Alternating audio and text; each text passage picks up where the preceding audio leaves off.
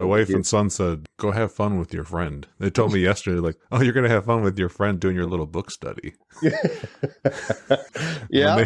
they woke up and they heard me like yelling and doing sound effects and the rap air horn and from the last episode, and they were like, that doesn't sound like work at all. Yeah. I'm like, that's pretty much my life. Exactly. You're listening to the Learnings and Missteps podcast, where we intend to change the image of careers in the trades. We celebrate the real men and women who have built careers in the construction industry by bringing their personal stories straight to you.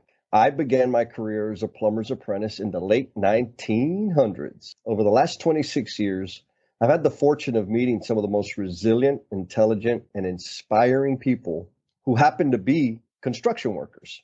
My career path as a plumber has provided me with experiences and opportunities I thought were inaccessible. And I want you to know that the trades are a place where dreams can come true. These stories are brought to you by three brothers who share a mother. I am Jesse, your host. Our in-house writer is Ernest, aka La Voz. Hello. And our co-host, Renee. What's up? Y'all ready? Yes, sir. Dale. Oh, yeah. You made it back for Calabo-Session number 2 between Felipe Engineer Manriquez, host of the EBFC Show, and myself. We're going to be going over chapter 2 of the Lean Builder. And I'm dealing out some trade partner fire.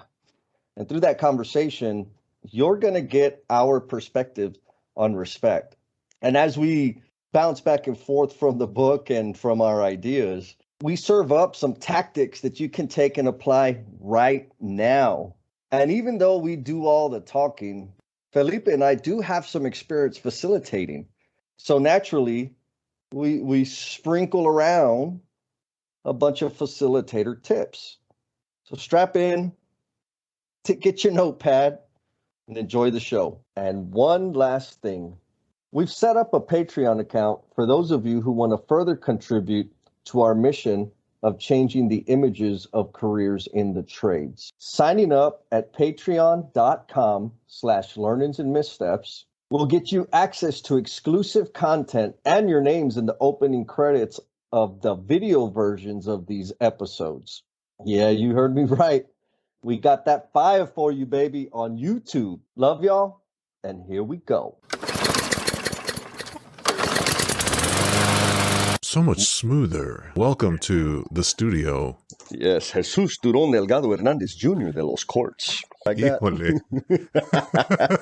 Somebody was saying the other day about kids that get in trouble in school.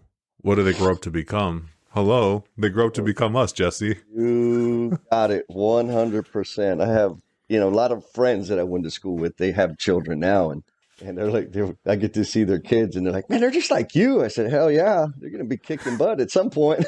I was a pretty okay kid in grade school. I hit my mark in high school when my parents threatened to let me work with them when I got out of school, and that's when I was like, all right, I'm going to go to college. Yeah. But one of the kids that I was tutoring in like 5th grade or 4th grade, he made it through high school, but barely. Became an entrepreneur because he just had a lot of trouble listening to other people. He became a multimillionaire like in less than 5 years. Yeah. I don't know. I'm sure there's research on this, but my theory is the students that get straight A's, what I feel like that conditions people, not everybody, but a bunch of them, to like a heavy need for direction. And so they'll follow direction very well, and they absolutely have to have the right answer. And the kids like me, the C's or whatever, all I need to do is pass to play. They just kind of figure out what needs to be done to get to where they want to get. And as after you get out into the real world, that skill of being able to figure things out and test things and put it into action and deal with the consequences is a huge skill. So my elementary school education is just like that. Really? B's and C's, some A's. High school, straight A's. Nice. Straight A's high school, valedictorian. College, back to B's and C's. Yep. College whipped my butt. It was tough. I did 6 years of hard time.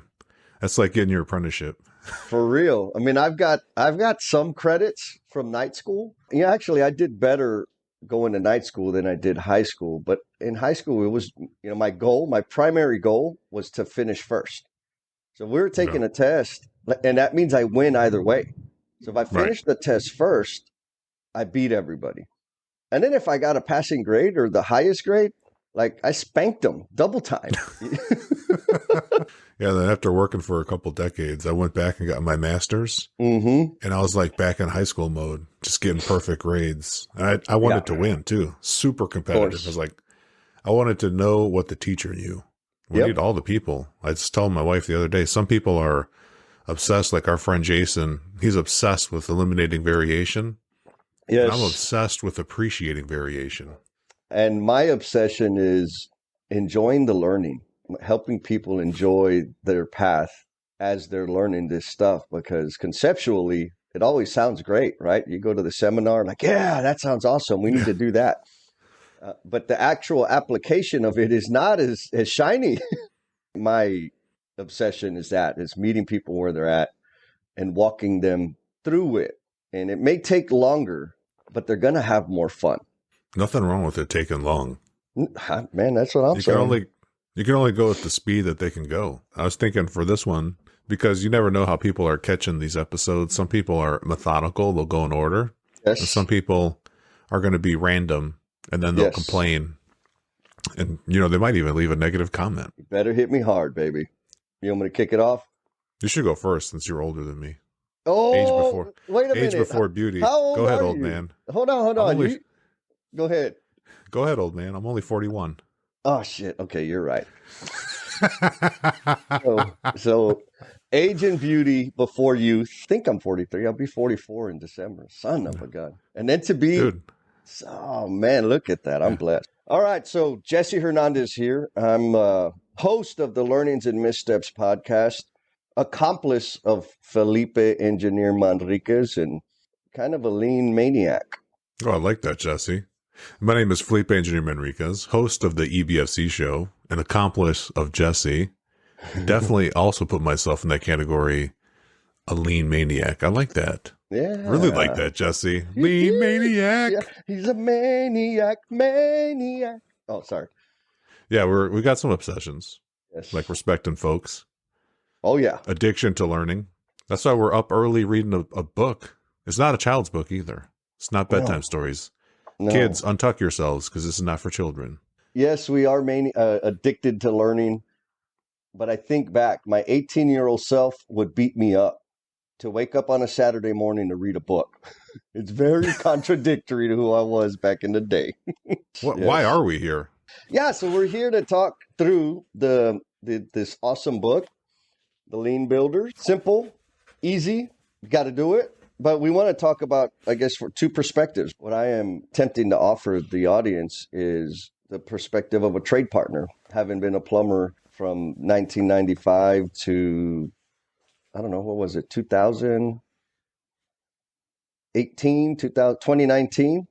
I was on the plumbing side of the business, and love to hear the perspective of the general contractor. Thank you, Jesse. I've been a recovering general contractor since like 2000. So nice. It's easy math for me. 21 years roughly. 22 years if I throw in some internship time. It's funny how we did chapter 1. The things that we see and have in common, to me, are just fascinating. And I wrote notes as I go through this, like, Jesse's got something good here. Those are the kind of notes that are in my book. And I marked my book up. I've got Post-it notes all over it. I penciled it up because this is my copy. So somebody ever find this copy of my book in the future, they'd be like, wow, this guy is kind of weird. The way he thinks. Yeah. They don't need the evidence. Yeah. So today we're covering chapter 2, visual communication. Dun, dun. Our hero is Sam. My hero is his mentor, Alan Phillips. Shout out to my tocayo. That's what I told Joe. He didn't deny it, but he didn't say it was true either. Yeah, I want to thank Joe and Keon for putting together such a wonderful work for Jesse and I to spend so much time with. I think we have more than 2 hours of recording on chapter 1. Yeah, we thought we were going to do 2 chapters. We'll see what this one does to us. So I got to listen to that episode of you interviewing Joe. I will bear witness that Joe silently agreed that Alan is named after you. Yeah, I basically made that joke to Joe, and he just looked at me, had a slight little smile, and then we moved on to the next topic. I know what that silence means, Joe. It means yes all day. Yes, every time. Cool, Jesse. You want to kick us off? Yeah, we're on visual management, right? And he starts off, reaching out to Alan because he's struggling. He just rolled out daily huddles, and the honeymoon phase is over, and they're having some challenges. The one big thing that stood out to me, it's not explicit in the book, but the one big thing is every single trade partner, they refer to them by name. Back to what you said earlier, right, about respect. I've been, the duration of my career, I've been the turd herder. Turd herder, you're up. Turd herder, what are you working? Like, I didn't have a name. The GCs wouldn't call me by name. And, it's something I get to witness when coaching teams that are early on in their path, is they don't learn the names of the people. They'll call them by Sparky or Tin Bender, or, they just don't know people's names and wonder, why aren't people engaged? Why aren't they out? Like, well, hell, you don't even know their name, fool. Like, call them by their name. It's kind of, that's important, I like that. Listen up, general contractors. Stop acting a fool. Jesse's dropping down the first gauntlet. Come on, baby. Know their name. I mean, for real, like, you're spending, hopefully you're going to be spending less after you practice some of this stuff, but you're spending 10, 12, 16 hours a day with these human beings, and you don't know their damn name. Like, I mean, I know you got responsibility, but you ain't that damn important, because if you fall out, guess what? You're getting replaced quick. Cheat code, put names on people's hard hats. That'll help you learn their names. I mean, do something, baby. Jeez. Yeah, I like that cheat code. I didn't think about that cheat code. Yes, it works. Yeah, a friend of mine works for a general contractor too, a small general contractor, but they're way down the lean journey. They hand out name tag stickers for every meeting, and they're always calling people by their first name. And that was something that I learned from her. Shout out to Melanie, powerful Melanie. Yeah, Melanie had that practice and made a massive difference. And I could tell you, Jesse, like, you'll be shocked, or maybe not shocked. I've been to probably over 100 design meetings. So it's just all the white collar folks, the professionals. It's the same thing. Architect, electrical engineer, mechanical, structural. What do you think? I was like, structural what is that? It's not a person. I was at helping a team. They were having a problem, and they're like, just come to the meeting and, try to help to facilitate. We got all the professional folks, and then we have a couple of design assist partners from the trades, and I'm listening to how people are calling each other, and they're just all calling each other by the name of their company. Yeah. And I started saying, hold on a second, what's your name? Okay. And I told people in the beginning, as a facilitator, I'm going to use your first name so that you know that I'm actually talking to you. When I first did it, Jesse's totally by accident. We used to have multiple people come from the same company. So you couldn't just say, the GC's name, because the GC had like 15 people in the meeting. So just out of a necessity to talk to people individually and call people out. And a lot of the times in the feedback, people say, I like it that you called us by name. And I was just thinking like, okay, good. But when you mentioning it now makes me realize, I started thinking back in my mind, what you're describing is normal. Like, we don't call people by name on the normal.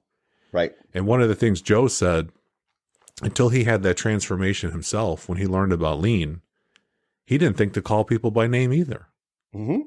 So the system we grow up in, like, you think about your first job over the span of your career, did it ever switch the whole time you were in plumbing, or did it not switch until you switched? I can answer that this way.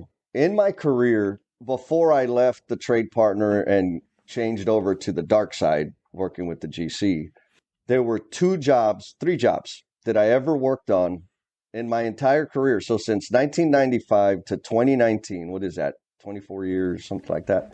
I'll do the math for you while you tell your story. I could, if I had a measuring tape, I could do the math, but I don't have it with me. There were 3 projects that I worked on that I felt respected, that had flow, and that we had fun on. 3.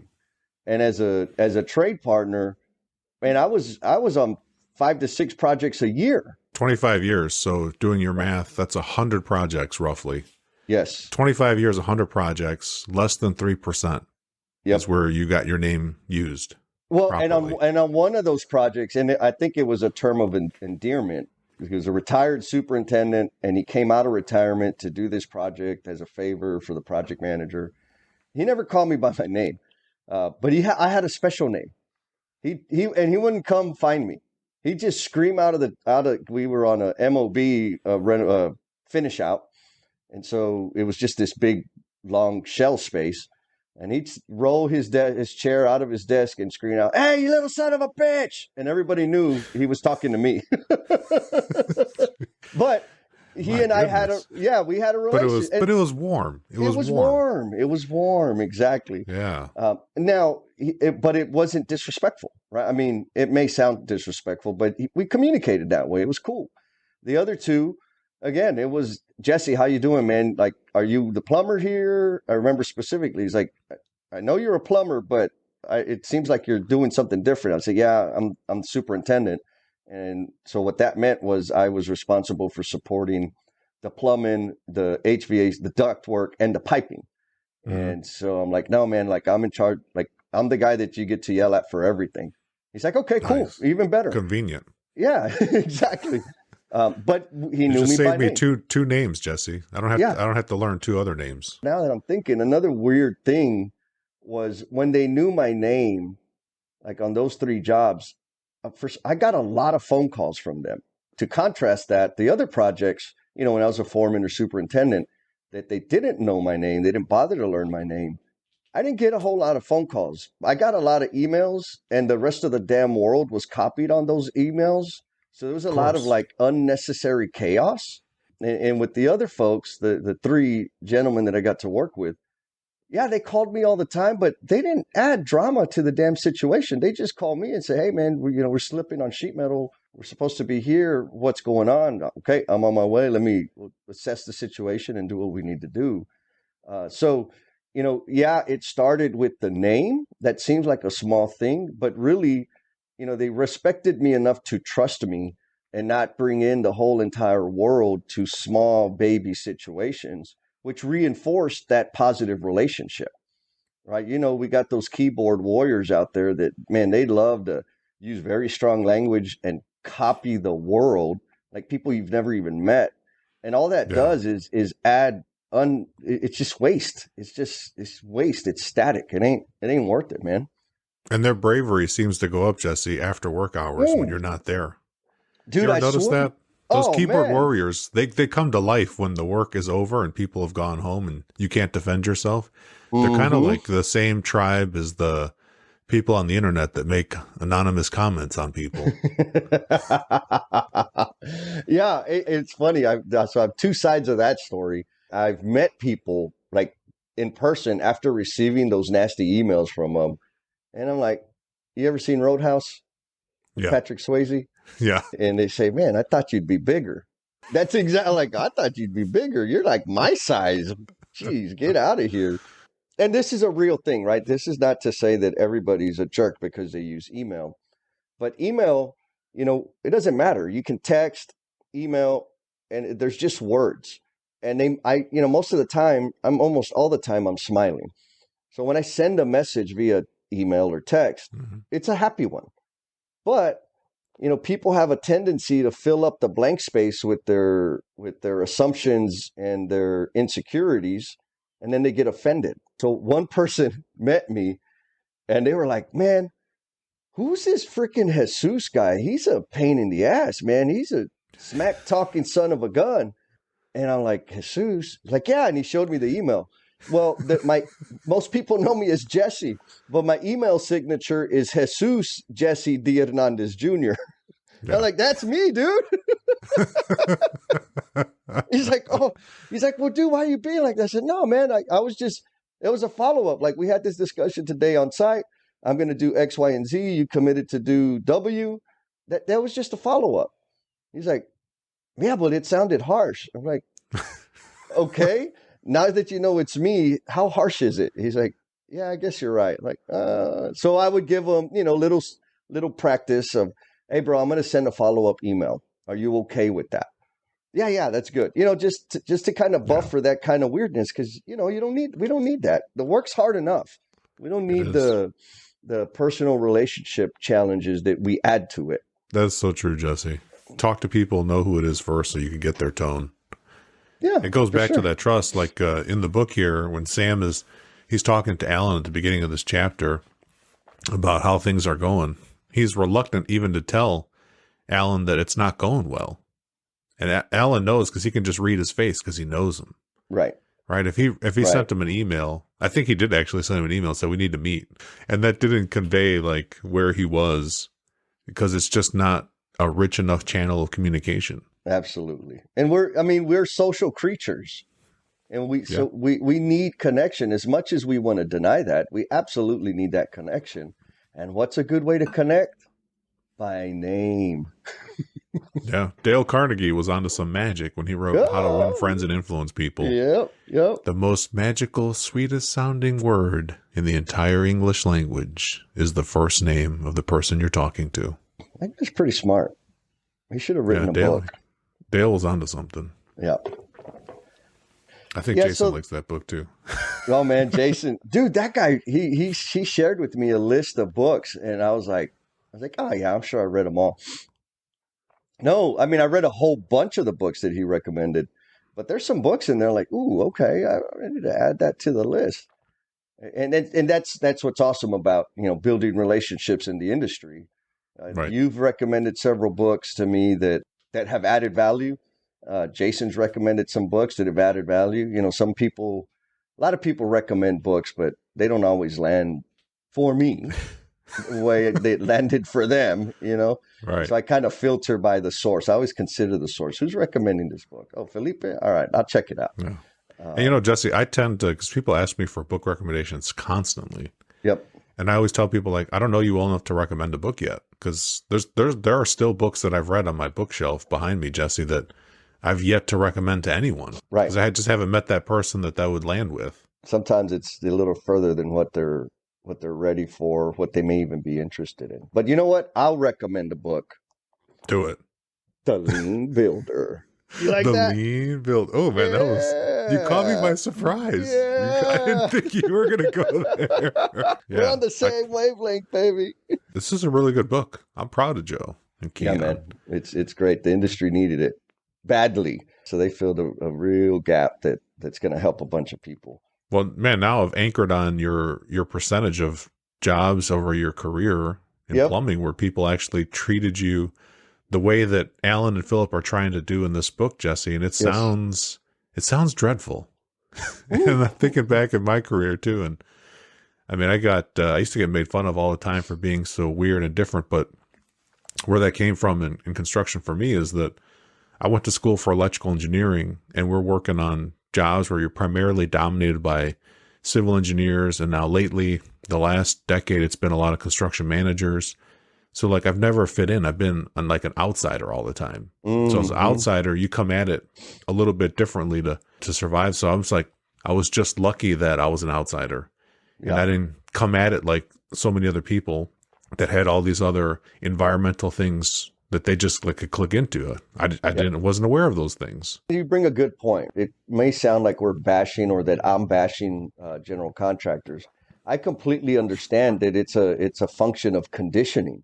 It's an environment that they came into young, and the accepted, or rather the behavior that was being displayed is exactly what you're going to emulate. That's how children learn. They mimic or mock whatever they see.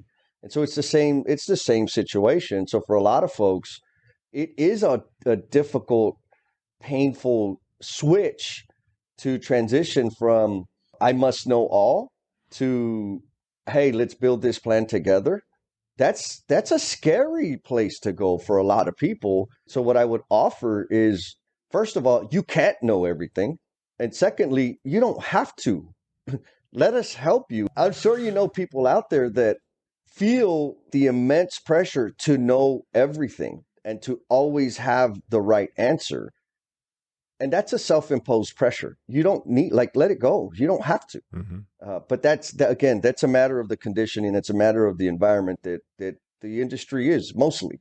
I think you and I have the fortune of working for some amazing organizations, and the type of work that we do allows us to have a very different experience that is not the norm. Both of these organizations were there too. It was shut up and get it done. It absolutely is. And even here in the book, you can see in Sam, as he's talking to Alan, when they give him a little bit of inner dialogue, he is really concerned that he doesn't know how he's going to get this job turned around. He doesn't know how he's going to make up time. And he's not even thinking to ask the people that he's hired to help him achieve it. It doesn't even cross his mind. Never does it cross his mind.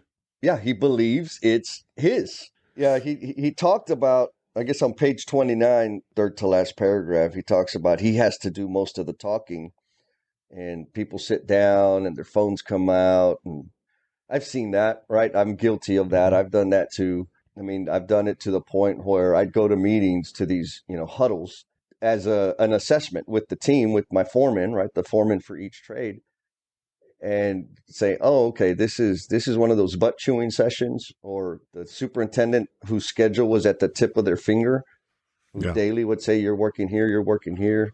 And so after that, I'd tell the guys, like, okay, y'all don't have to come to this meeting anymore because you're not getting anything out of it, and we need to get work done. I'll come to the meeting and take the lashings for us. But the thought I had, right, is that Sam's having to do all the talking. And yes, people are disengaged. And I think that's an opportunity for ownership. That's what I wrote down. What's your part in it? Yes, everybody's contributing to the problem, but what is your part in that dynamic? If you've never asked a question and you haven't set expectations and never created a venue for people to speak, why would they speak? They wouldn't. Then you're saying, well, trade partners just don't want to talk. Like, no, believe me, after that meeting, they're going to go outside the trailer and they're going to work it out, like without you. But you just don't. Absolutely. Yeah, you don't create the space for them to talk collaboratively. It is a behavior that everybody has to learn. That's my point. Yeah, and this chapter is all about visual communication. And that meeting with foreman, that's one of the things that I look at when I go engage with teams as well. And if you see the superintendent just grandstanding and soapboxing, or any one trade as well, because I've seen sometimes you get some strong leadership in the trades, and they can kind of take over an entire meeting to the detriment of everybody else that's got to, work in before them or after them. That's the part that people don't see, like how interrelated they are. One of the very wise old superintendents that I work with, and he was, he'd had probably 40 years of experience. And he used to say this thing to me. He's like, you're so smart. If he ever heard anyone complain, he'd say, he's like, you know what? You are so smart. You're so smart. You hired that person. So every time he would turn it around on you, Jesse. Yeah. If you could try to complain about one of the trades, he would remind you that you hired that trade. Yes. Yes. And he used to say, he's like, it's a race to the finish line. He's like, except that you're playing the wrong kind of race. You think that you have to cross first. He's like, from the owner's perspective, you don't win the race until every person on the team crosses the finish line. Right. It's not us against them. It's us. We complete this together. You said something a little while ago that reminded me of an awakening I had as a result of practicing the last planner system. And the awakening I had was I didn't understand that we were interrelated. That was like the furthest concept or furthest idea from my mind. After a couple of iterations, a couple jobs of like seeing the general contractor do it, because when I learned it, we were doing it internally. So mechanical contractor, plumbing, piping, sheet metal, we would do pull plans, create our whole plan using the last planner system, but it was in-house. It was just us, whether the GC was doing it or not. We just knew that it was going to provide a lot of value for us so that we weren't tripping all over ourselves and looking like goofballs. But when we started doing it with GCs, and, all of a sudden it's like, oh, wait a minute. Here I am trying to win the race by myself. Yeah. And it's hard. But if I take into account, the electricians and the framers and the drywallers, that's actually going to help me smooth things out. And so it was a big awakening for me, like, oh, okay, we can help each other be better and have more fun. And when I say a while, I mean like a couple of years. Like I had the awakening, but I still had that, I'm going to get you. I got here first, right? Right. So it took a couple of years for me to break that habit and start really planning and throttling back whenever I needed to. And what that did was it created the space for me to amping up whenever I needed to and have better results, right? Minimize rework and minimize moving material 3,000 times. It was magical. Just like Alan, he listens out to everything Sam says. He doesn't tell him like he's doing badly. He doesn't say anything really negative, which is nice because, you know, and they're in this coaching relationship and Sam is he's in a vulnerable state. Sometimes, Jesse, people with the knowledge come at you with the right knowledge, but the way they come at you turns you off. Oh, yeah. You've seen that, huh? Oh, yeah. I've done that once. Once. Or twice. Good. Once or twice. Yeah. Or a million times. It's very delicate when you're in that situation, especially when you know something. And like you and I, we've had a lot of learnings from manufacturing. So we see things in flow that is not as obvious to people in construction because there's not this like clear as day assembly line. You can step back once you recognize how to see flow or lack thereof. You'll see things that pretty much everyone else on the job can't see because they're in it. Yes, they're in it. They're too close to see it. And this is where I think Alan is like really encouraging. And instead of like putting a big giant plan on Sam and describing anything, he just says, I'll see you at your job. Right? He's like, I'll see you at your job. I've got something. And doesn't even preview nothing. He's just like, I'm just going to come and I'm just going to show you. Yep. Because telling you is not going to be enough. And I thought that was a great transition on visual communication. Like I can use a bunch of noise with my mouth or I can just show you that I'm talking about this book. That's a great book. We ought to recommend it to some people. Yeah. If you're out there, I think especially project managers, if you ever had a disagreement with the superintendent, this is a great book to get in their head with so you can understand their perspective. Because I think, you know, there are probably in the world, Jesse, there are probably more project managers than superintendents. I would agree. There's a bunch. I've been on some jobs where there are like 5 PMs and 1 superintendent. I'm like, wow, that superintendent is impressive. Yeah, that doesn't sound like fun. It isn't. Yeah, you know, you got me all spun up with that word. So which one? Project manager? Yes, the word manager, right? Or the combination of those words. You know, again, I talked a little bit about conditioning, and now we're talking about project management. And so those two words together suggest, plainly say, my job, my role is to manage the project. And if I think about the people that on the career path and now they're at the project manager level, at some point in their career, they were solely responsible for processing and managing things. As you elevate, now you're responsible for developing or guiding people. But the skill set required to do either one of those are extremely different. And so you get promoted because you're very efficient at processing things. And now you're dealing with people and you try to be efficient with people. And it doesn't work that way. That's like a real tripping point for a lot of people out there. I see them in that role and man, they're smart, right? They're sharp. They know how to make things happen. But when it comes to dealing with people, they got a long way to go. Practicing lean stuff absolutely is going to help that. But I think organizations, especially in our industry, can make an investment towards, okay, how do we develop their capabilities around or develop their emotional intelligence? Because they're not managing things anymore. They're managing, there's people that they've got to lead and guide.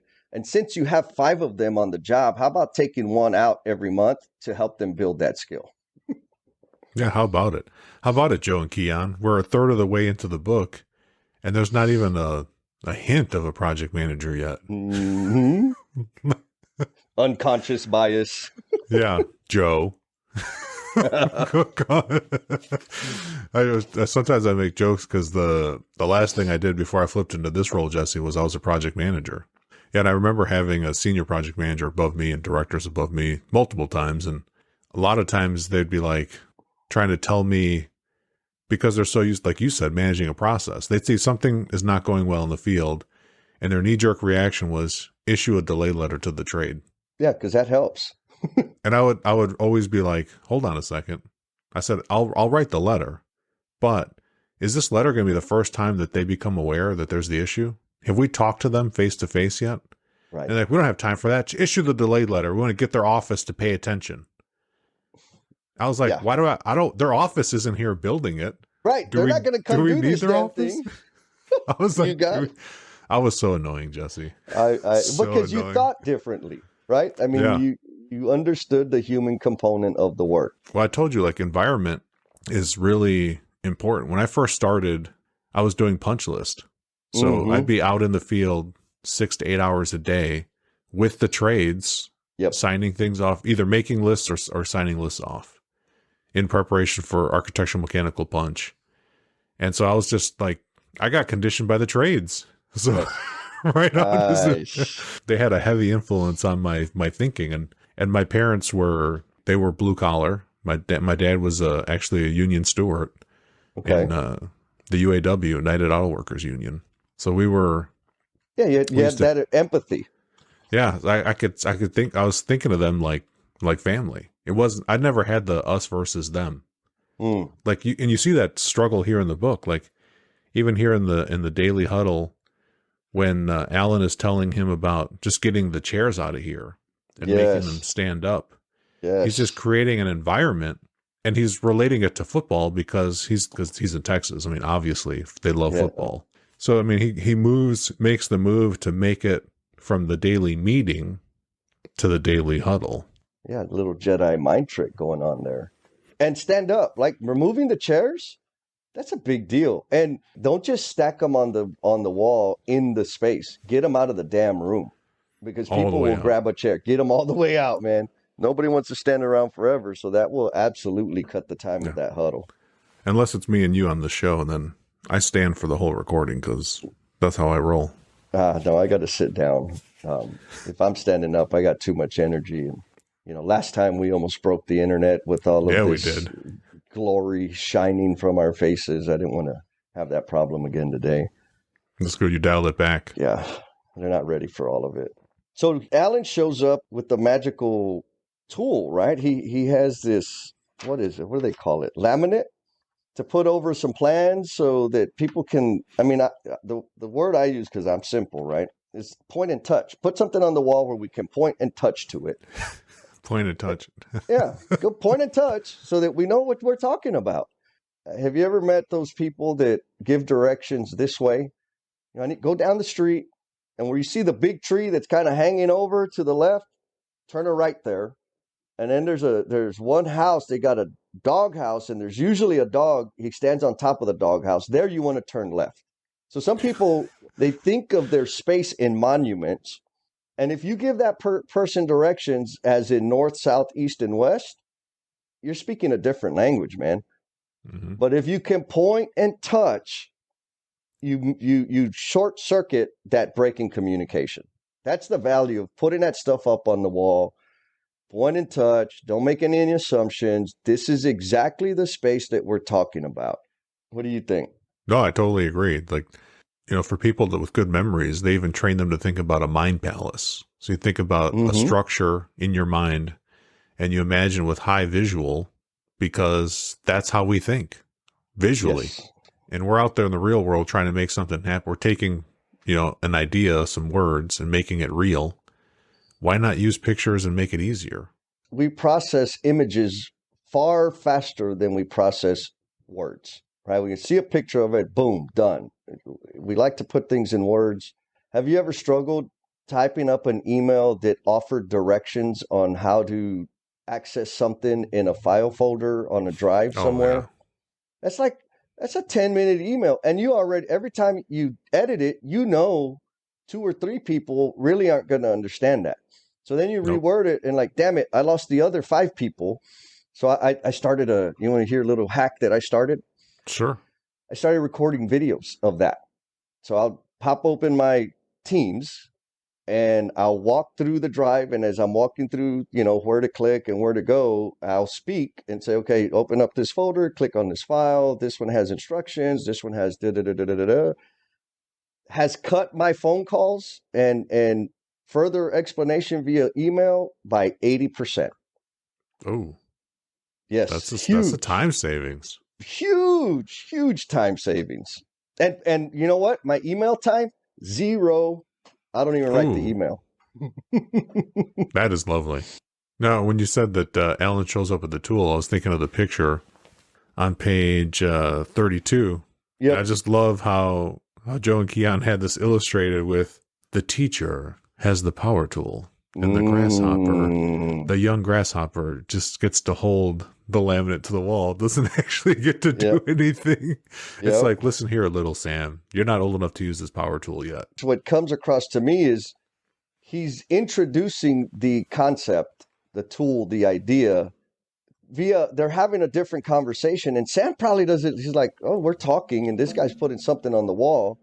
And so he's helping them integrate into the idea via conversation while also physically interacting with it, which for construction workers, we're tactile learners. As we interact with it physically, that experience anchors in our mind and we can take it forward. Now you mentioned that, I didn't even realize he's getting Sam to buy into this. Right. By making him part of the installation. So now it's like, it's not Alan's laminate on the wall.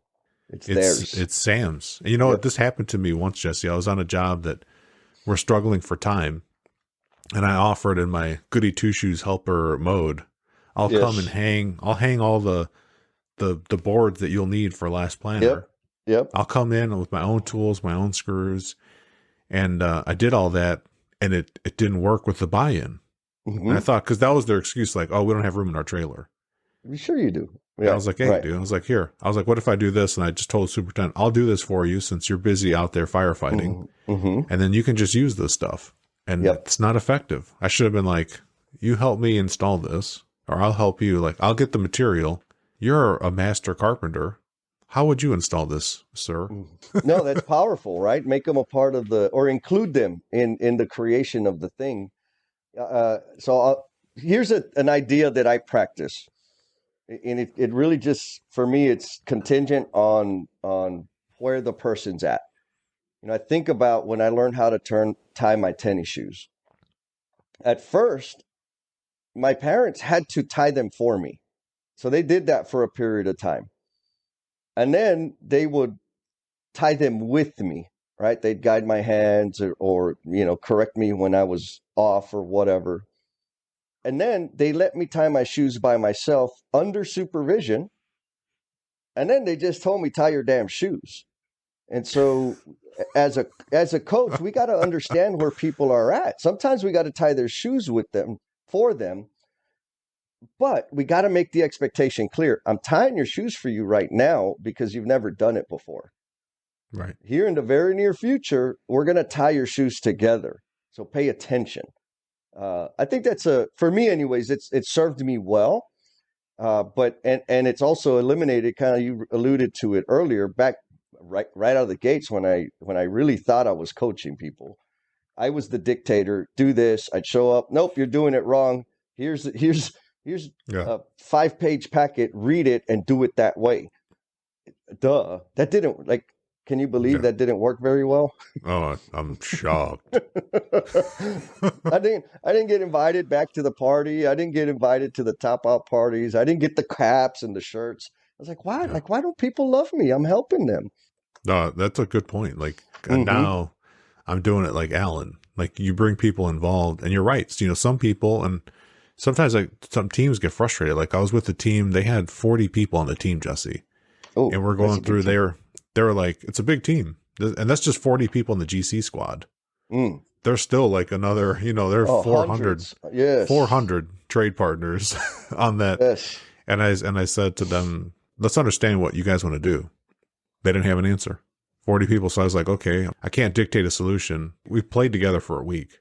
Yep. And at the end we made some tweaks and changes. And one of the people said, why didn't you just come and make us do Last Planner system?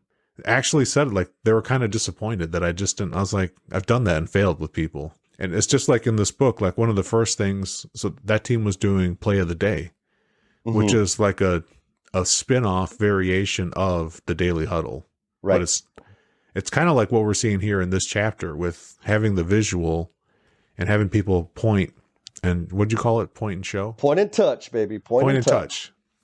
It's kind of like the point and touch. And one of the things, because I'd already read The Lean Builder, I was watching how this play of the day was unfolding before my eyes as I'd seen it so many times before. And it was invented by a general contractor, which I will not name. But they have mandatory Saturdays. So for those of you in the general contracting community, there's only one that has mandatory Saturdays when you first start working. Only the superintendent was allowed to point and touch, Jesse. Oh. By design. How do you think the engagement was in the room? Horrible. People weren't talking. Yeah. And I was like, I talked to the superintendent afterwards. I'm like, these meetings are probably really frustrating, aren't they? He's like, yeah, people don't talk. They're on their phones. And I said, you asked me to tell you something that I saw. I was like, one thing that I saw is I never saw you ask a question. And the superintendent was just like, mouth open. Wow. Questions are powerful.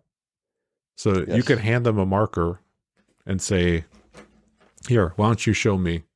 And let them come up. You call out the order that you want to go in the flow. So you're still in control of the order because you're got that higher level. You're looking at the entire flow of all the jobs. You see all the interconnections that some of the people don't see. Right. Because they're too close to work. I was like, why don't you just have them come up in order, hand them the marker and let them point and show people where they're at.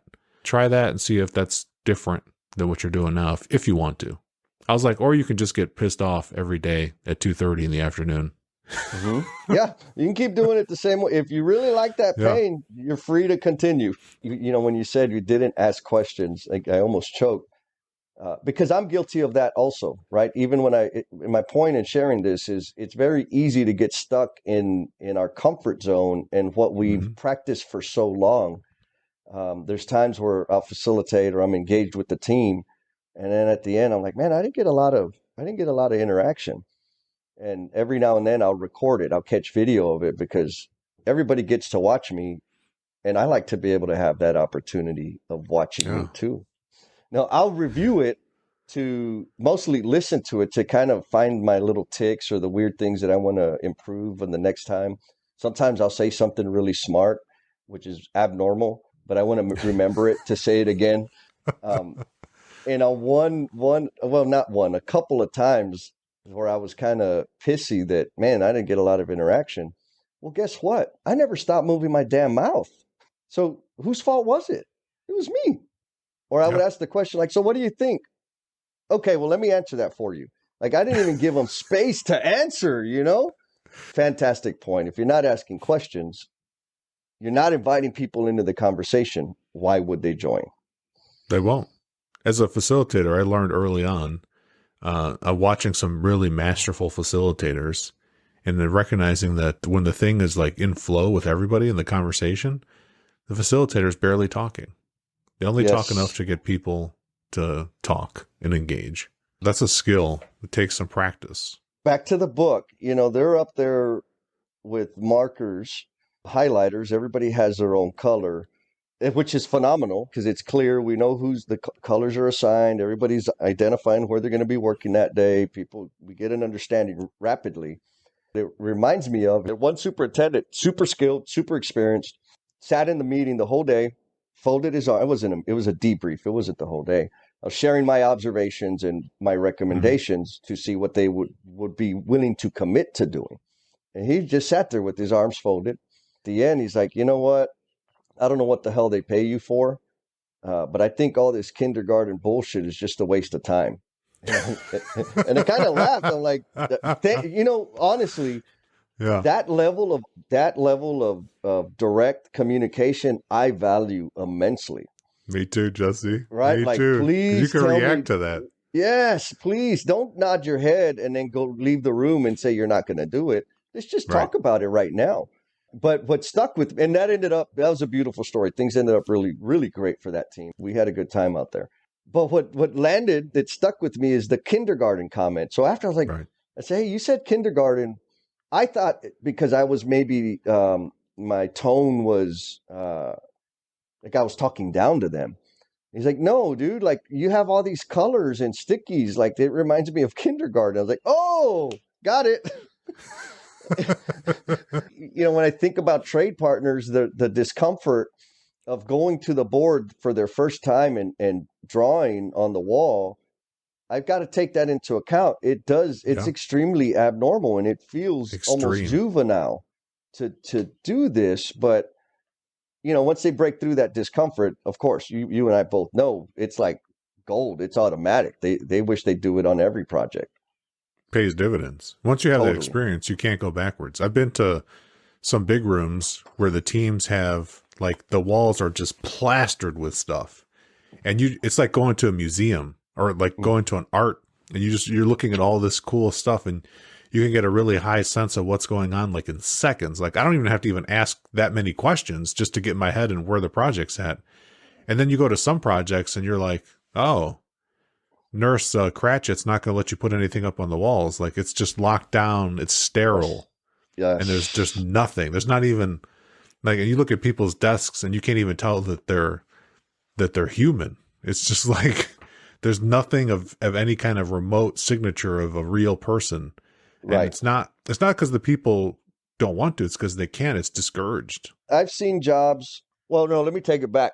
As a trade partner, we started, like I said, we were doing, at some point I transitioned from superintendent to trainer, right? In-house trainer.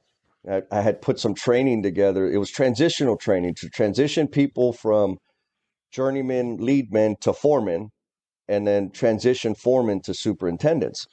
And so naturally, Last Planner system was built into that. All the foremen, like it was talking about expectations, the expectations of the role, and showing them how to use it. And because we were having a lot of success with it, the organization invested in iPads for all of the foremen and all the superintendents.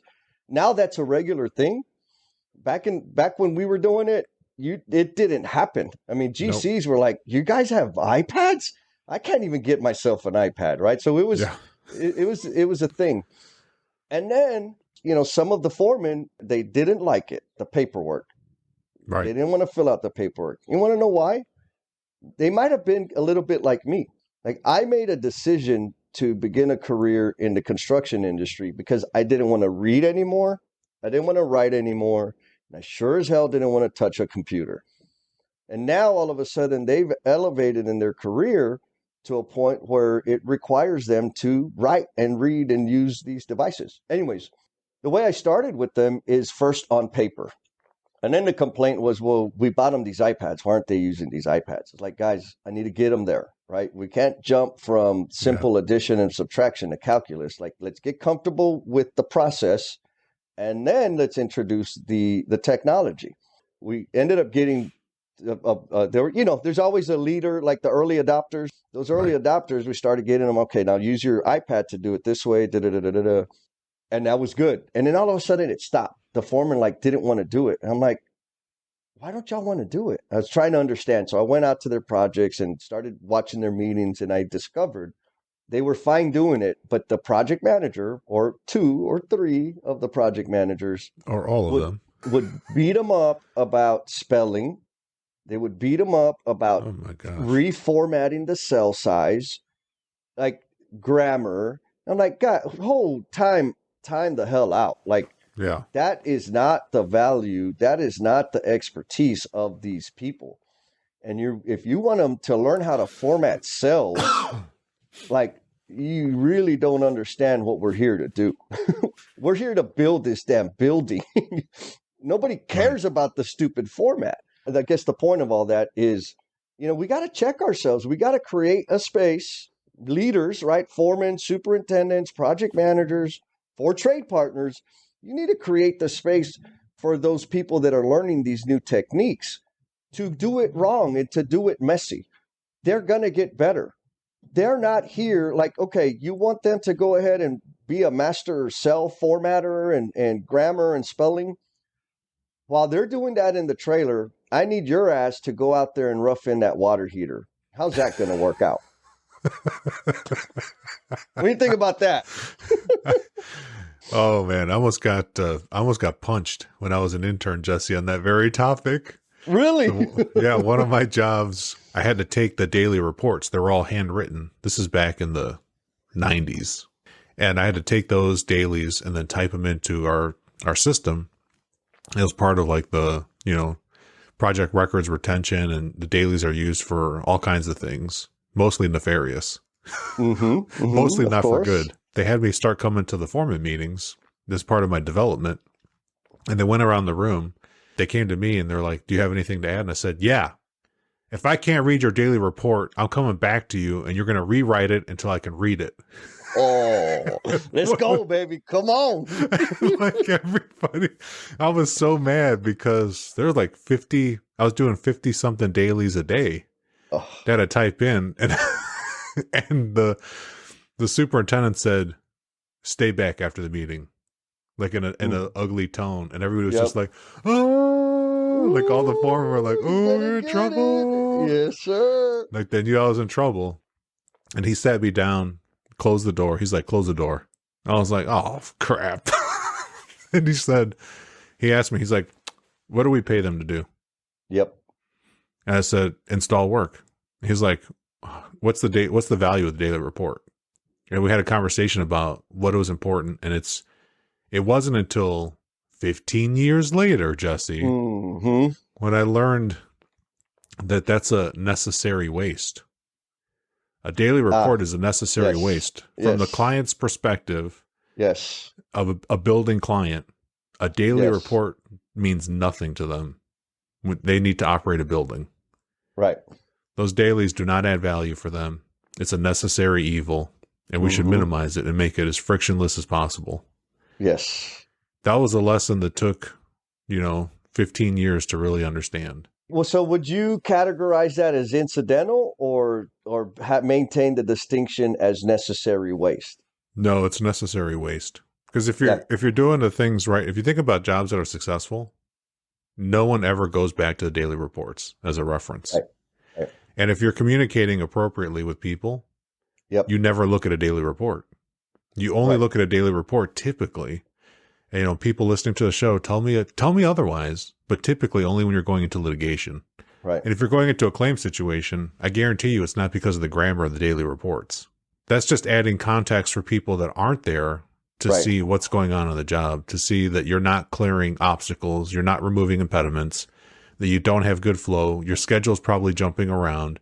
There's a whole bunch of things that go wrong when people start to complain in the daily reports. Jason Schroeder, shout out to Jason. Jason, when he goes to a job, one of the first things that he does, Jesse, is he goes to the bathroom. And he opens up the porta potties and he just looks to see how much graffiti's there. And that's like, man, the porta potty is like another daily report. Yep. Because if the job's going poorly, people are going to write down in the dailies stuff that they don't like, what's going wrong. You're in my way. You said I should be here. It's not ready. You see that type of language in there. That's a breakdown in communication. That's a warning sign. That's a visual indicator, Jesse, that your job's in trouble. Oh, visual job site. I agree. Here's another amazing thing that's just come up. There's COVID and not recent, because it's not recent, the social justice issues that have been on the forefront of a lot of people's minds lately. On the jobs that I get to walk on, graffiti has gone to here. Wow. Zero. Where you've made changes due to social justice. I mean, when you say social justice, we're talking about racism. Right. For those of you that don't speak all the fancy words that Jesse's using. Yes, thank you for that. Yeah, we're talking about racism. And so we put measures into place, committed resources to kill that. That is no longer acceptable. And if it does happen, there's significant consequences to the entire project. And it didn't occur to me how desensitized myself and the rest of our trade partners have become to it, right? Because I'd see it all the time. And sometimes it'd be like, okay, let's go and let's see what what I used to think of as funny, but like the rudest, most dehumanizing comments I could find on the porta potty wall. And even though we've adapted to that and, like I said earlier, become desensitized to it, it's still Like, I didn't know how much of an effect it had on me until now. I use porta potties that don't have anything written on the wall. And it's like, it's peaceful. Right. That's not to say that nobody has, that type of thinking, but it's no longer okay to display it without consequence. And it's a huge thing. Our trade partners say it. I'll talk to them like, hey man, what can we do? What's something we can improve on? And they'll give me some stuff. I'm like, okay, so what are we doing that you appreciate the most or that makes you feel respected? Almost every time, bathrooms. Yep. So that Jason Schroeder is on to something. Yep. He knows what he's talking about. That's like another one of my superintendent mentors is a guy named Jeff. Mm-hmm. And this is super early. I was just a young little PM in training. And Jeff told me, he's like, Felipe, I know you're a project manager, but you can still learn things too. He's like, the two most important things that you need to know about a job is how are you getting material in and out? And he took a floor plan and he said, look at this floor plan and you know where this building is. How's the stuff coming in and out? And I had to draw with a pencil on his floor plan. Second most important thing, arguably equally as important. Where do you put the porta johns? Exactly. He's like, where are you putting the bathrooms here? He's like, you need to know how many bathrooms you should have for the crews and how often should you clean them? Yep. And I was like, I don't know. I never thought about it. Mm-hmm. And he's like, you need to find that out. He's like, you can always call the company, the porta john company, and they actually have formulas. Yep. And he's like, people figure this out. Yeah. Oh yeah. There's some smart people out there. And he's like, the more often you keep these clean, you're showing respect to the people doing the work. He had it so that we had a porta john on that job. We did not have a special indoor bathroom. And he's like, we're doing this. He's like, we're all in this together. Absolutely. He's like, you got to use the porta john just like we have to use the porta john. That's phenomenal. That is rare. I've had the privilege of working one of our project executives in Denver. And again, it was just a different world. I'm in the trailer. I'm like, where's the bathroom at? And she says, Jesse, porta potties. I was like, really? And she's like, they use them all day. There's no reason why we can't use them all day. I said, 10-4, thank you, ma'am. That's real. That's a big deal. It's a small thing. Yeah. But the team recognizes it. More importantly, it creates that team environment. Like we are one team. We have the same facilities. There's no divide. Small thing, but big impact. So back to the book. Yeah, I was going to say, that's some good visual communication too. We could talk about porta johns all day. I like here that they're trying something new and it's just not like automatic work. Yep. It's like stuff's blowing up in Sam's face. And I think, some of it is he's not making the shift. Well, I'm at the parking lot point. So I'm probably, like always, I'm ahead, right? You are. Too fast. So that's the one that stood out to me because, again, new behavior, but using that parking lot, like, okay, meeting's over. If you got something on the parking lot, hang back to the respecting, back to making it visual. The act of writing it on the wall, writing the issue down for everybody, even though you have a, steel trap memory, the physical act of writing that down on the wall as they tell you that there is an issue is another measure and sign of respect. I heard you. What you said matters so much so that I'm going to write it down here so that we all can see it and we make sure we don't forget it. So that's powerful. The other end of that is it lets everybody else go back to work because they got, I hear a lot of times like, you got to keep these meetings short because you're going to lose the trades. The attention span is short and like, sure. But you know what? They got a shit ton of work to do. Now, hold on a second. As a GC, I disagree with that. Okay. I don't think the trades have a short attention span. I think the meetings suck and they're boring. Thank you. So let me just call a spade a spade. 10-4. Yeah. Yeah. Agreed. They suck. They're boring. They're not providing any value. And trying to blame it on the trades, that's just a scapegoat. You're just lying to yourself. Yeah. You're just not a good meeting facilitator. Maybe you're not. And if, superintendents out there, I've seen some of the better ones that recognize, where their communication is more effective, often one-on-one.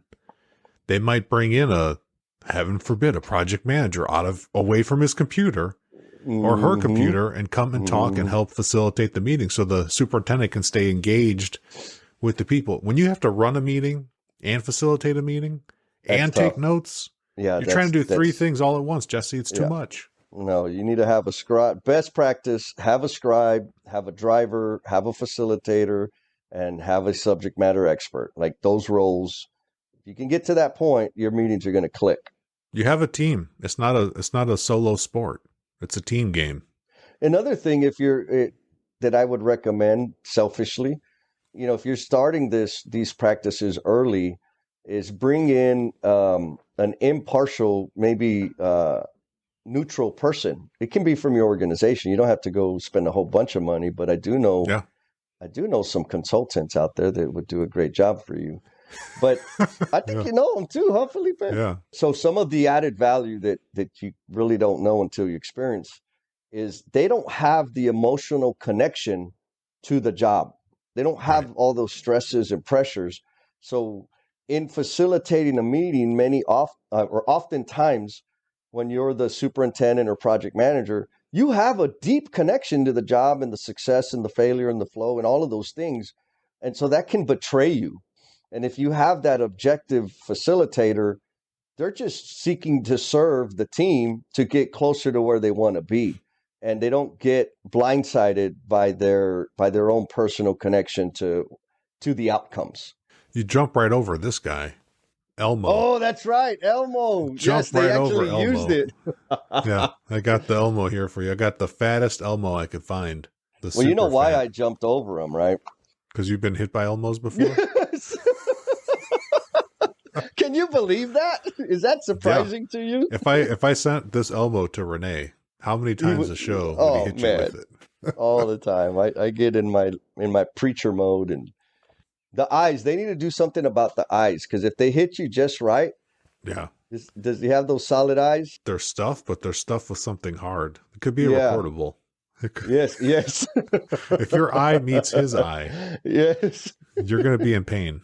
Yes. And they're rough too. They'll take some skin off of your cornea for sure. Mm-hmm. The first time I got hit with the Elmo, it was the owner's rep threw the Elmo. She was standing at my side. And she's like, I'm going to demonstrate this Elmo. So she throws it. I don't even see it because it's out of my peripheral vision, and it hits me like this. Bam! It just knocks my glasses right off my face into a parking lot, because we were doing a stand-up in a parking lot. I looked at her and I was like, thank you for demonstrating how not to throw an Elmo at people. But that does make things fun, right? And it gives people a mechanism. Like, I know listening to people's grandstand, it causes me to feel some kind of way about them. And then I see them and they open their mouth and I'm rolling my eyes like, oh man, here we go again, right? We're gonna hear that story. And so it starts eroding the respect I have for the individual. And me calling them out doesn't help, right? Because that's kind of and when I say calling them out, I mean, like in Jesse land, what I would say is like, dude, cut it. We've heard your crap before. That's not respectful, but that's the language I speak. But if I hit them with the Elmo, like all of a sudden I have a mechanism to act on whatever's not good for the team. It's a playful way. And guess what? I don't think less of him anymore because I was able to do something about it live and in the moment. Right. And Elmo is an acronym because we love acronyms in construction. Oh, and yes. People have termed it enough. Let's move on. And they hit you with an Elmo with a smile and a laugh, and everybody laughs, but it's reciprocal. You can be hit with the Elmo, but you can also throw the Elmo. It levels the whole playing field. Like we're all on this team thing. And and it's okay to throw a stuffed toy at people. It's okay. Yes. Just don't hit them in the face. Yeah, don't knock my glasses off, Heather. Calling her out. Come on, Heather. You got to wear face shields to that meeting. That's a meeting, baby. Full contact huddle. You lost 0 sex appeal, Felipe. Yeah. It can't be lost, Jesse. When you have this much oozing, you can't diminish you got plenty to spare. But I liked here where, in the book, they talk about that parking lot. And because Sam is just starting out, the parking lot's just in his notebook. It's not that high visual parking lot, but he's going through the right process. Like he's stepping into the process. Like he's telling Roberto, you got to come back because we want to unpark. He doesn't even say unpark the cars, but I say often, let's unpark the cars. We parked a bunch of cars. Let's unpark them with the people we need to so that you can keep moving. But like you said, next level parking lot is put it visual so people can park their own cars. Yes. And with thanks to COVID, sometimes we're using collaboration boards digitally. Yep. And I'll tell people as a facilitator, like, that's a great point. Can you put that in the parking lot so we can come back to it at the end? I don't want to lose that. Let's make sure we get to that, and we make sure we unpark it. Got to do it. You can't ignore it. I mean, I've done it before where I wrote stuff on the parking lot, ended the meeting, and just rookie mistake, right? I forgot to go back to it. And luckily, the relationships were deep enough that one of the team members said, "Hey, bro, like, why the hell did you write it on the wall if we're not going to talk about it?" Oh, damn it, my bad. Right? Let's come back. Let's come back. Parking lot.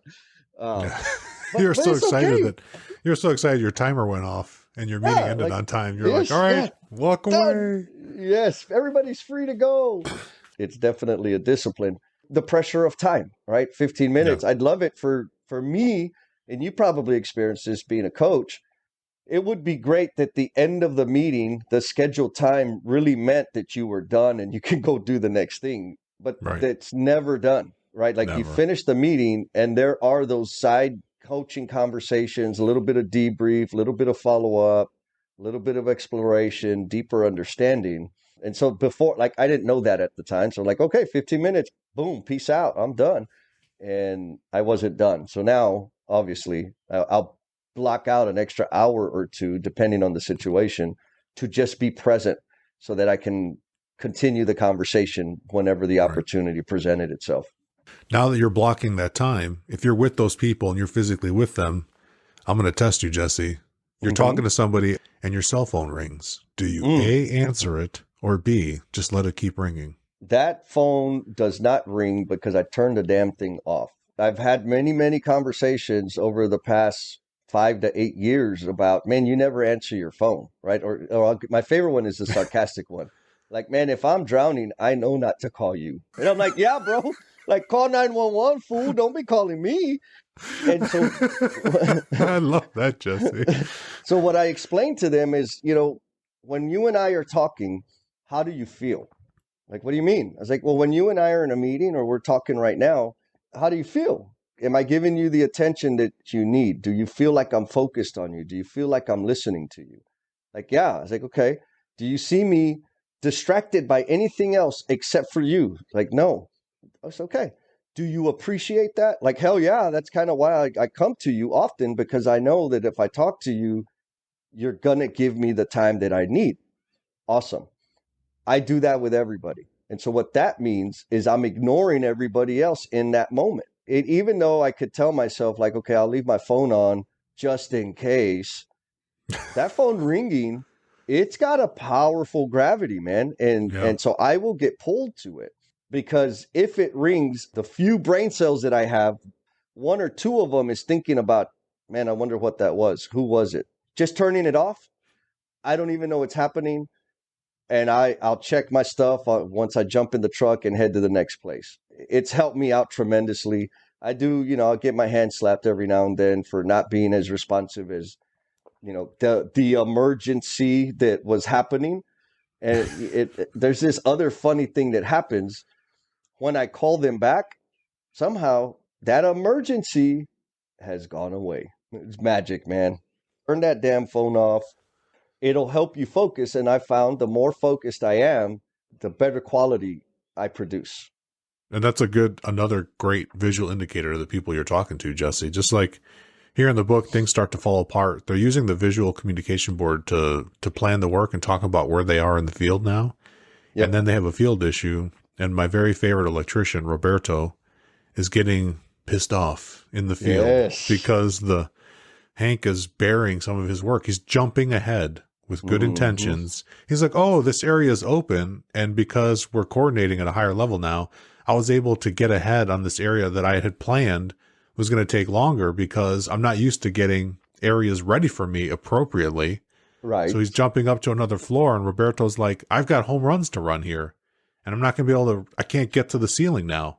And he starts getting upset, and I think Sam hears it. and doesn't actually have to even get involved. He just hears it and that like they work it out because Hank acknowledges, yes, Roberto, I you know what? You're right. I remember seeing you say that you were going to be at this level. My bad. I'll have my guys take the duck down. And Roberto was just like frozen. Like he couldn't even react. Like, my bad. That's a phrase Who are you? Never hear in construction. How often have you heard somebody say my bad or no, you're dude. right? Yeah, I've heard it so often that every time I hear somebody tell me, oh, yeah, you're right, I'll act like I can't hear. I'm like, what? I'm sorry, you broke up. I didn't hear you. You're right. What? You're like, hold on, let me hit record. Speak into this microphone. One more time. Just say it one more time, please. And then Roberto says, like, you know what? You don't have to take it all down. Get it to this point. I can work through it, but let me get ahead and then we can continue forward. Those are the outcomes that you can achieve by practicing and learning how to do these things. And I say practice because it's likely going to be very new to at least 50% of the people involved. Or if we just use your statistic, Jesse, 97% of the people. Thank you. You like that? I love that stat, man. I'm anchored on it. And, thinking the same in my experiences too. I haven't done the math yet, and I can't do the math and talk at the same time because I can only do one thing at a time.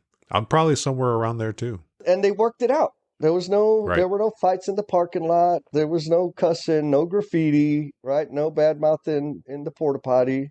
They worked it out and kept working as a team. And that's where I made a note in my book to ask, and you just beautifully delivered. All those things that you said there were no.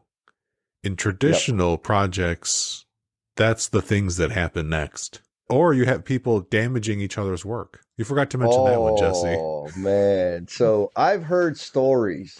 Never experienced it firsthand. From a friend, right, Jesse? From a friend of, taking the control boxes off of their scissor lift, unplugging their scissor lifts, taking the keys out of their equipment, some devious behavior out there in retaliation for that sort of thing.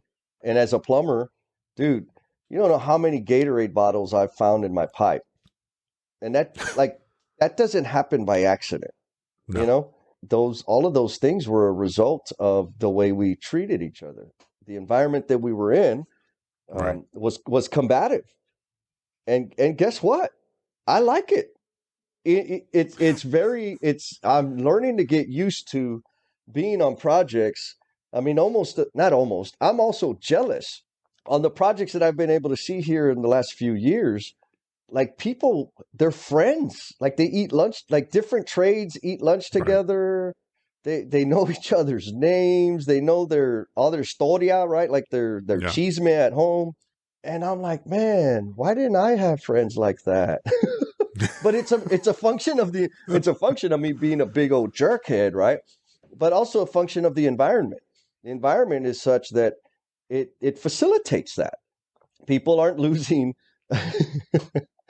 controllers off of their scissor lifts, or their forklift is out of diesel, or all of those things that just kind of happen on a tough job. Those things don't happen anymore. Right. That's one of the things that Joe said on the podcast when we were talking about the book. And he said, I used to be a jerk. That sets the whole tone for how the site's going to operate. And I've had a lot of conversations with owners too, and owners reps. And I said, if you have a bad day on the weekend and you come to your project and you bring that bad day with you, you bring that drama to the site, that drama infects the entire site. Yes. And it's very hard to overcome that. Like I'm not defending GCs, but if an owner is being brutal to you, which is very, very common for owners to just crap all over the project management team and the superintendents included, that kind of is super easy to just trickle down to the next level. Yes. And people are going to get that same treatment. So I tell owners, like, if you want to have a happier job with the results that you want, you need to first treat people with respect. Like, don't forget, owner, if you could have done it yourself, you wouldn't have hired us. Yeah. Back to that statement you made earlier, right? Like, you're complaining about them, but you hired them. Yep. You hired us. Our number was just so perfect. No, you're right. I think it's hard. I mean, it's something that I've been trying to be conscious and aware of is my words, my tone, my attitude, my energy is magnified by my responsibility and position. If I think outside of myself, same thing with project managers, GCs, owners, foremen, like all of the above. And it's hard to come to terms with it, right? Because, a lot of us have the imposter syndrome. We don't feel like we're quite adequate to be at the role that we're in. And that's fair. But guess what? Everybody else around you believes 100% you're there because you got it together. You got it going on. You know what you're doing. And so the attitude, the energy that you portray, though it may seem minuscule to you, to everybody on the job that's further downstream, closer to the work, it impacts them tremendously because it's magnified by your responsibility, your authority, and your title. I mean, you just brought me to page 40 to close out the chapter after over an hour and a half of talking about one chapter. Do not disappoint, Jesse. Sam, we've got that quote as Roberto and I think it's Hank. Yeah, Roberto and Hank. Yep. They go short of just hugging each other in the field because that would be awkward in front of their crews. I don't think they'd be able to. No, they would never come back from that ever. Never live that down. At least they smiled, appreciated each other. And Roberto apologized for losing his temper. And Sam finally experiences some joy. And he didn't have to get in the middle and referee it. And then Joe and Keon give us a little bit of nuggets of how the meetings are getting smaller. They're ending on time. And people are starting to cooperate voluntarily on their own. Watch out. The final thing is still Sam thinking that as a negative, he's thinking things aren't perfect. Yeah. And where this expectation of perfection comes from, I have no idea, Sam, but I've seen many a superintendent, many a project manager think that it's going to be perfect or fall in love with their plans and think that their plans are perfect. And I'm like, plans are a model of the terrain, a map at best. It's not the terrain. It's not the project. Fall in love with the actual thing, not the representation of the thing. Yes. It's kind of contradictory to this chapter, but we use those visuals to help us get out there. Some people even take it a step further and go do some of these meetings at the site. And especially if you're early on and it's just a couple of trades, why would you drag people into an office when you can just be in the field and talk about it at the spot? A perfect example of that. I was on a call Thursday with a team from Dallas. Man, they're freaking killing it, right? They beautiful job. Everybody loves each. I mean, it's an amazing environment, and they put a lot of effort to getting there.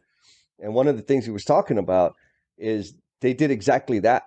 They had a little office space that was, you had to walk about half a block to get to, and they used to have their huddles and constraint meetings in there. But they've decided to relocate in the building because guess what? Now all the work is happening on floors 4, 5, and 6. Where's all the workers? There's 3 people in the office. Let's go the other direction. The issues that usually take a day or two to resolve are getting resolved on the spot. And when issues are getting resolved on the spot, what are we getting? Speed and flow. You got it, baby. You got it, man. It was beautiful to hear that. The flow, magical baby. Flow. Love that flow. You ever seen The Last Dragon?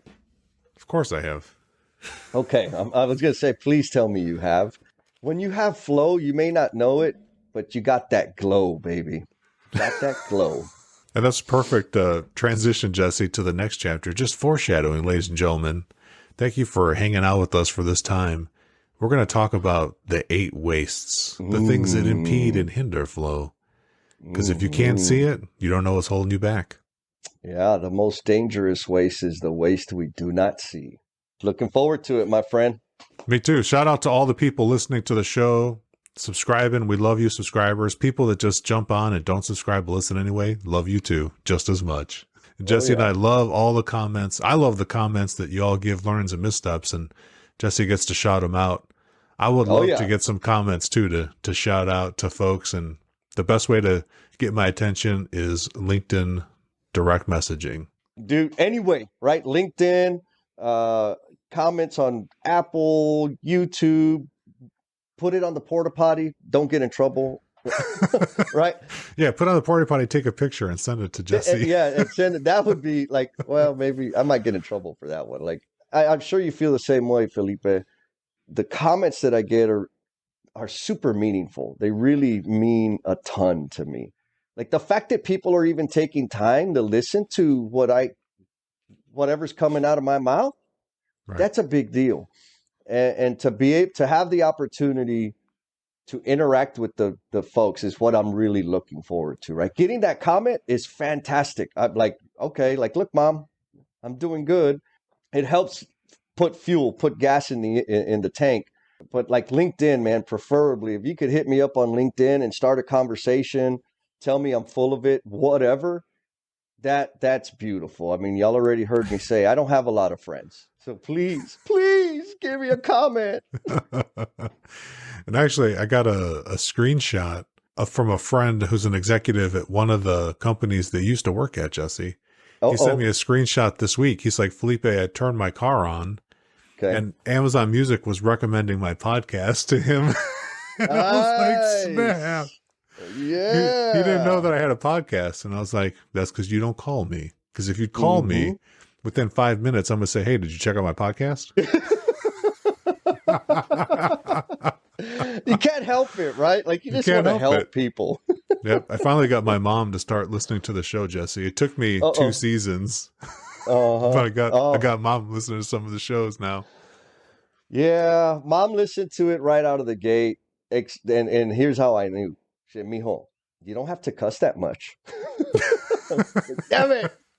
Did you listen to the show? I mean, thank you, but damn it, I got in trouble. I got caught. Yeah. We love the comments. We love the feedback. We do take it to heart, Jesse, don't we? And we make the show better. 100%. Especially the tough feedback, right? Because that's what helps me get better. And the skeptics out there are thinking that this stuff's too hard to implement. You're right. It's too hard for you. Woo! Gangsta! 10 foes. Scared man can't win. You don't have to do it by yourself. You can get some inspiration from a book. I know even Keon and Joe, they respond to comments on social media as well. They've got we'll pump out the Lean blog. Again, there's a lot of stuff on the Lean blog. People have contributed to the Lean blog and shared things. There are resources out there. Shout out to Steve, who's working in Texas, not too far from you, Jesse. All right. He works at a small GC company, less than 30 people. And he told me he had breakfast with Joe. And I said, I'm not surprised that you and Joe had to eat something. You know? And he said that Joe actually helped him and gave him some advice and some guidance. And he was just like beside himself. And the people that are into this type of stuff, we are happy to share our experiences with you. What I'd like to achieve is just leave the place better than I found it. If I can do that with you, that's gravy, baby. That's extra. So this is the part of the show, Jesse, where we say, cue the music, get the show closed down, and get ready to recharge for the next episode. Man, you are one dedicated listener, sticking with us all the way through to the very, very end. Please know that this podcast dies without you. And we invite you to share how the episode's impacting you, along with your thoughts, questions, and suggestions. You've been gracious with your time, so we added social media links in the show notes to make it super easy for you to connect with us. Be kind to yourself, stay cool, and we'll talk at you next time.